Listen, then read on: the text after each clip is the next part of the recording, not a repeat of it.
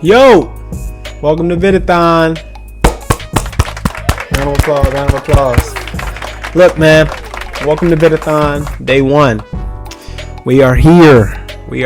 Yes, I'm wearing the same thing that I wore in that video that I posted like a week ago, but it's the same day. Anyways, welcome, first thing that spoke to me to do on this day is going to be a new series. We're skipping the old series. Still gonna have story time. Still gonna have all that other stuff. This one is gonna be called Dreamer to Dreamer. One more time, Dreamer to Dreamer. Episode 1, as you saw by the title and the thumbnail. Okay. And what my mind goes to when I think about this series here is, I want this to be a place in these videos that I can inspire a kid who may be 11, who may be 16, who may be 21, who may be 23, my age. I can inspire a kid to look at the way that he's approaching life and maybe try to improve it, and in some of those cases, that can be helping a kid who's about to start high school have the keys to achieve every dream that he's had from an academic or athletic standpoint. Or also for adult who may be way older than me, 40 in their 30s, in their 40s, in their 50s, who may just need to reassess the way they've been living and maybe start with a different approach. So this is all today, as you saw by the title. The topic is 5 realizations that changed my life as a teenager. Okay, and I want this to be clear. This is not a 5 things I wish I knew. This is not a 5 things that somebody told me that changed my life. This is literally me and where my mind was in this process. Okay. Like things that I truly feel like if I had not realized these things through my lenses, I wouldn't be where I am today. And I wouldn't have had the success in life so far that I have had.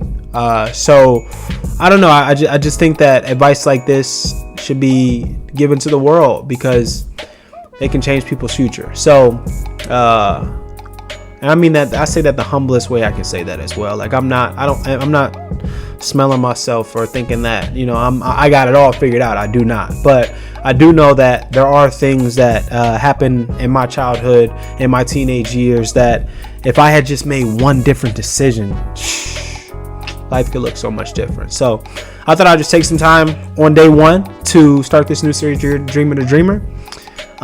Please like the video, comment on the video, whatever you want to after your thoughts on this video. You're welcome to. It's open. And if you're new, consider subscribing. But hey, you don't got to. I'm not worried about that at all. I just appreciate you clicking on the video for real. One more thing I'm gonna say. I know it's a long intro, but if you don't want to look at me and watch this video right now, because it's just about to be me and you talking. Me, you, me, you. Okay, sorry. If you don't want to just look at me, like the video, leave, close the video. I don't care. Close it. It'll go to a folder on your phone, on your YouTube called liked videos. From there, next time that you're in the car driving and you're bored as hell, open this video, press play, turn off your phone if you got YouTube Premium. I ain't promoting it though. And you can just listen, okay? Podcast style. We're going to make it quick. We're going to keep it podcast style. But don't be so foolish that you feel like, oh, it's just, he ain't showing nothing on the screen. I got the attention span of him. Without any further ado, Dreamer to Dreamer, episode 1. Number 1, nobody is coming to save you. Let that resonate. All right. This is something that I told myself when I was a freshman in high school.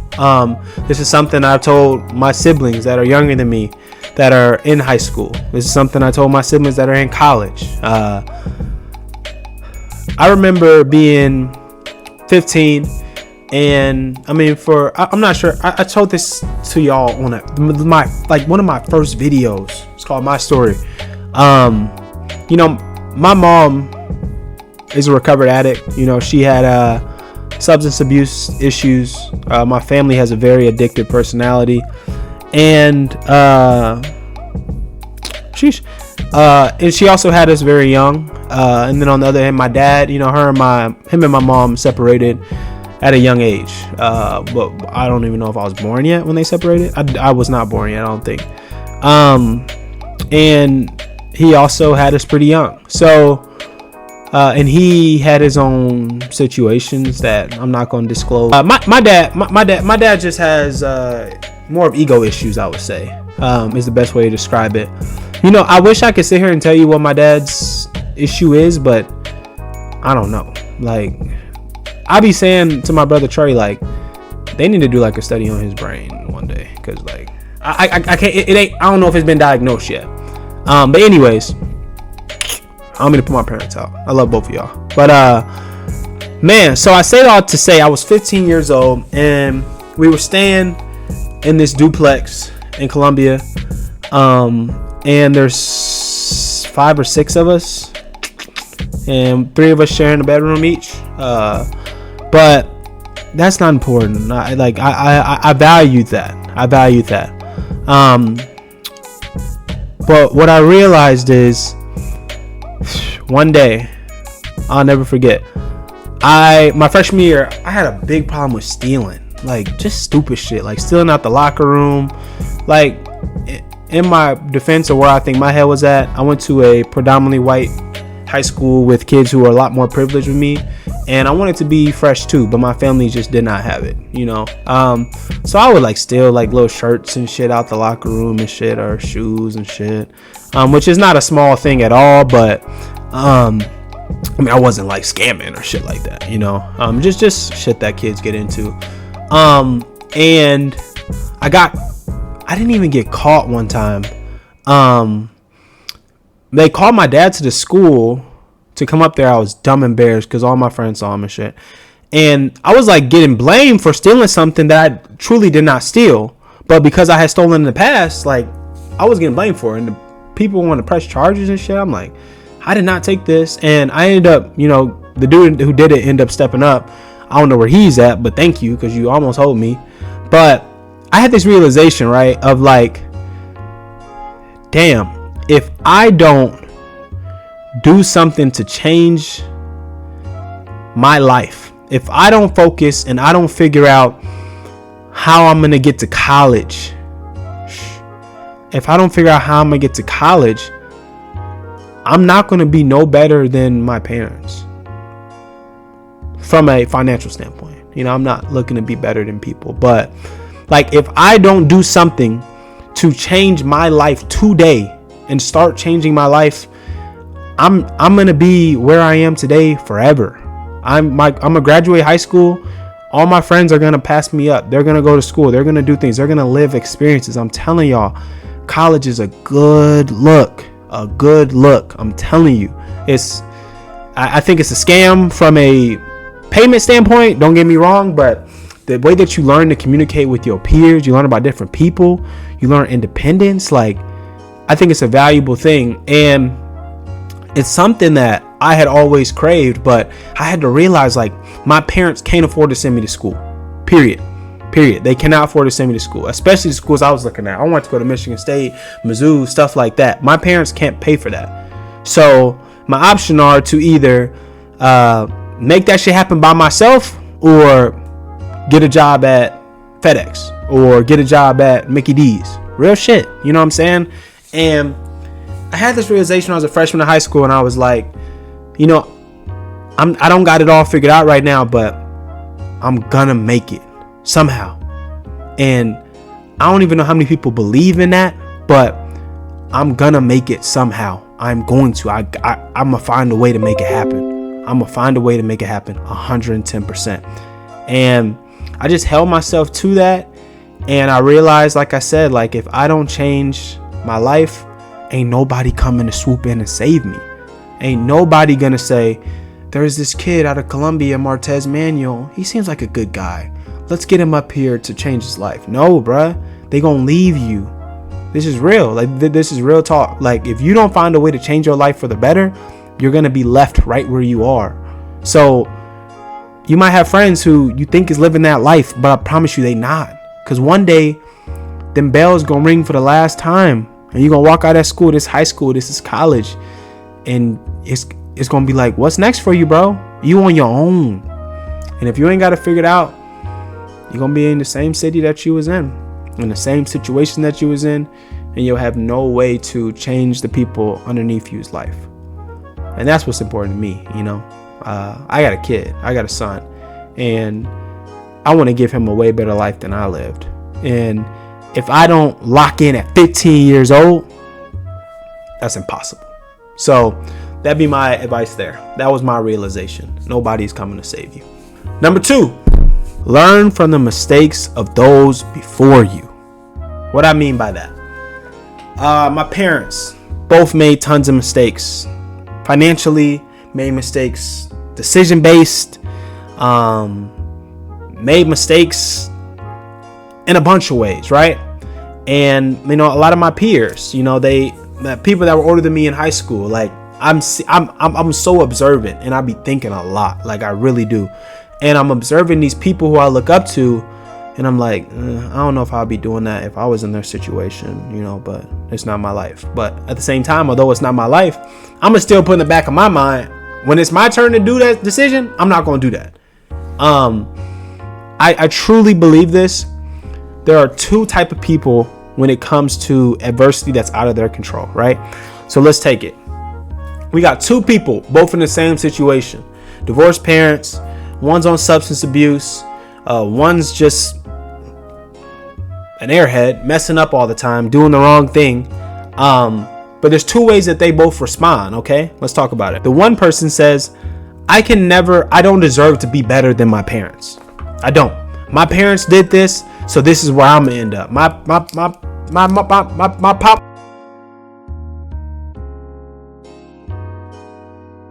went to jail, so I'm going to jail. My pop sold drugs, so I'm selling drugs. My mom did substance abuse, so I did. My parents never made over $19,000 a year, so that's all I can do. And that's just the way it is. That's the one type of person, right? Then there's another type of person that says, I'm gonna be better than that. Ooh, damn, my mom, this is me. Like I said, this ain't advice. I saw my mom deal with substance abuse with drugs. I said, I'm not doing drugs. I'm not doing no hard drugs ever. Like, I don't give a fuck. I don't care if the shit is a one-time thing. I don't care if I'm out of the country. I don't care, bro, because I know I've seen what that shit does to people. I've seen people cracked out. I've seen people giving their last for drugs, bro. I've witnessed this shit in person. Like, so that pushes me to a point where, like, I ain't never doing that. Damn, like, my pops, he ain't really, you know what I'm saying? He ain't got a relationship with his kids. I could be the same way with my kid, but nah, I'm not doing that. Versus somebody who says, shit, my dad ain't talked to his son, so I ain't gonna talk to my son. Let's keep this shit going. Like, there's 2 types of people that make decisions like that, bro. And I think that you can learn so much from what you see. A lot of y'all, like, it's a lot of kids like me, same complexion as me, who grow up in tough situations. And that's a conversation for another way, but like, this country is set up for us not to succeed, and it still is. Shit ain't changing. Wait till you get to the workforce and you start applying for jobs. You're gonna see shit ain't changing. This the way it is. But you got so many people in front of you that you seeing make decisions that's leading them down a hole, that's putting them in worse situations than they were in before. So you got the opportunity to do 2 things. You can either make those same mistakes, end up in the exact same place, or you can make a mistake that's going to change your life for the better. And it's right in front of you. Just look. If you want to know, oh shit, what should I not do? Just look. Just look. Just look at the people around you. You know the person I'm talking about in your life. Look at them and say, I ain't doing that shit. And for people that's grown, it's still people in your life that's doing it. It's still people who partying every weekend. It's still people that's drinking every night, like shit like that. It's still people that's gambling every day. Look at where they are. Look at if they truly look happy. And if you don't want to end up there, don't start it. Don't start it, bro. It's doing the exact same thing and expect a different result. Definition of insanity, man. So you want to change it? Just don't do it. Just change it. Just try a different way, for a better way. There's always a better way. If you need help find a better way, talk to somebody successful in your life, bro. But a lot of the times the answer is right in front of us and we just overlook it. That'd be my advice for that. Learn from the people ahead of you. All right. 3. This one is definitely for my younger people, but also for my older people, because sometimes we be tripping. You know what I'm saying? This is a realization I had. Call me lame, call me whatever you want to call me. This is a realization that I had, all right? That I feel like set me up for the future to have a lot more self-worth, a lot more self-respect, okay? And I know society teaches us shit so much different, but society is not set up for you to win, no matter what your skin color is. These rappers, these artists, these people who got podcasts, like, that shit is not set up for you to be successful in life. Fuck no. That shit is success. That shit is set up for them to bite on a wave, a toxic wave, make money, and whatever happens to you as a consumer is a fuck them. Why would I care about a consumer? I'm making $500,000 a year. Why would I care about a consumer? Fuck them. The topic of this third one is everybody does not deserve to be able to say that they have been with you. What do I mean by that? It means you think that you that guy because you sleeping with a bunch of women. Maybe some of y'all starting early, middle school, high school.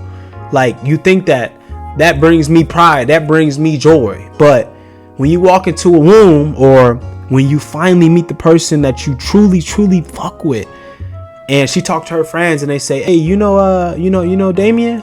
Oh, Damien, yeah, everybody know Damien. Yeah, I've been with Damien, she been with Damien, he been with Damien. Like, not everybody deserves to be able to say that. And not even from that perspective. You know what I'm saying? Like, even from a perspective of just loving yourself, bro. Maybe it's not somebody knows somebody and knows that. It's like, I should not, because especially guys, and I would say girls too, you know what I'm saying? Like, we have a lot of people who we let in on a emotional level who don't deserve it. And maybe we just having feelings and urges at the moment, but then we wake up the next day and we like, what the fuck did I do? The best way to avoid that is to just not give it to that person. You know what I'm saying? Like, not everybody deserves to say that they've been with you. Not everybody deserves to look back in your phone and you got a phone number of somebody you like, damn, bro, I can't believe I did that. Like, what the fuck was I thinking, bro?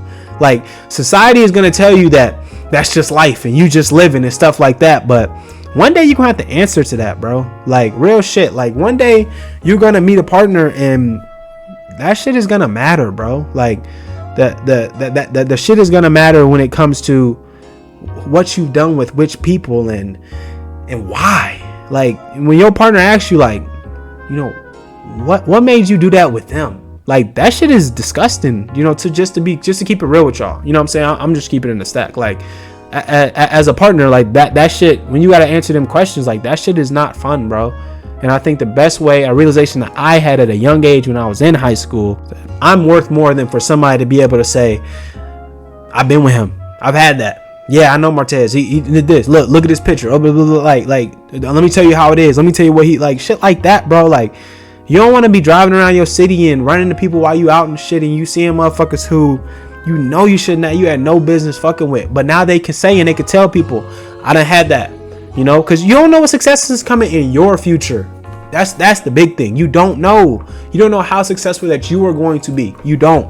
One day you could be that guy, and it's going to be a disgusting motherfucker that can say, yeah, I remember, you know what I'm saying, I did to him. And then the person that they telling that going to be like, you did that with him? And then that brings your self-worth down, bro. And not even that. Like, just from an internal place, bro, that shit does not bring you joy. It will never will. And like I said, these are realizations I have, so I'm not talking from experience. I just know because I speak to people who have done it. You ain't missing nothing, bro.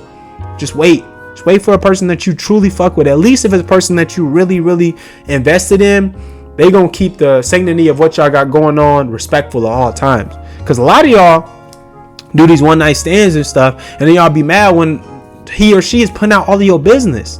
No, bro. You gave it to that person. You let up your self-worth, and now that person has the power to be able to tell you. That person has the power to be able to tell you what you do and what it's like being with you, and tell other people like that. And then you can't be mad at them for that, bro. You are worth way more than that. Not everybody says, wait for somebody that you truly mess with and that you trust. Somebody you mess with, somebody you trust. You deserve it, bro. Self-worth is a huge thing. Love yourself enough to say, I'm better than that. I'm better than this. All right. That'd be my advice number 3. All right. Damn, nigga, shut up already. Just kidding. I looked down and the video was at like 25 minutes. My last 2 points wasn't really a game changer. When I first recorded it, I was like, damn, I'm really eating. And then when I was ending, I was like, niggas, you just talking too fucking much.